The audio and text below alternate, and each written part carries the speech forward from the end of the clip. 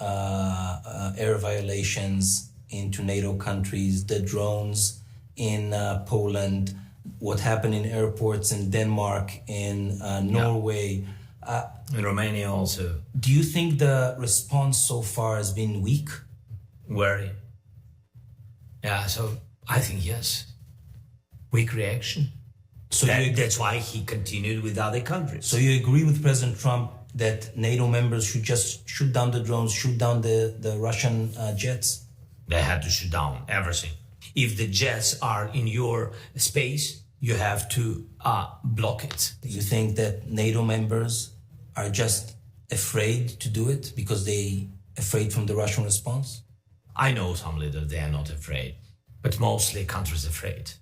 They're afraid is because I think that they are right that Russia is crazy. Yeah. For today, they are crazy. That's why they are. The facts are simple. Stopping this war now, and with it, the global arms race is cheaper than building underground kindergartens or massive bunkers for critical infrastructure later.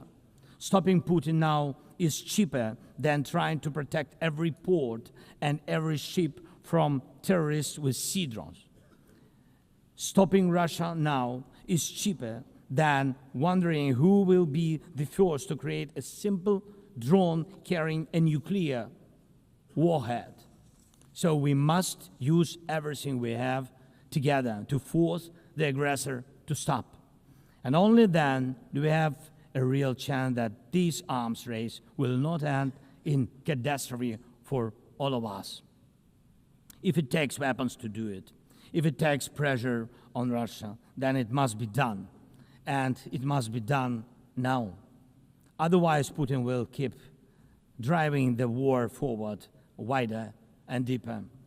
And we told you before, Ukraine is only the first, and now Russian drones are already flying across Europe, and Russian operations are already spreading across countries.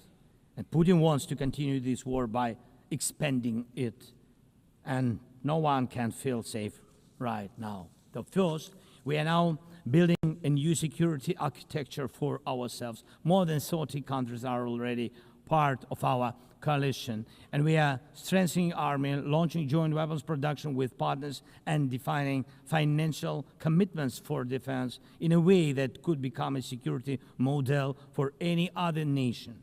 If security guarantees work for Ukraine, something more than just friends and weapons, it will mean that people were able to make national security not a privilege for a few nations, but a right for everyone.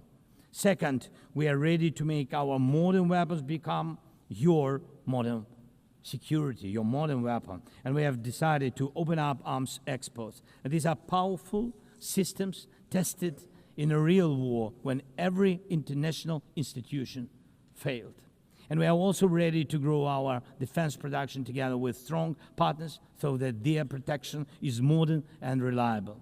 You don't need to start this race from scratch. We're ready to share what has already proven itself in real defense.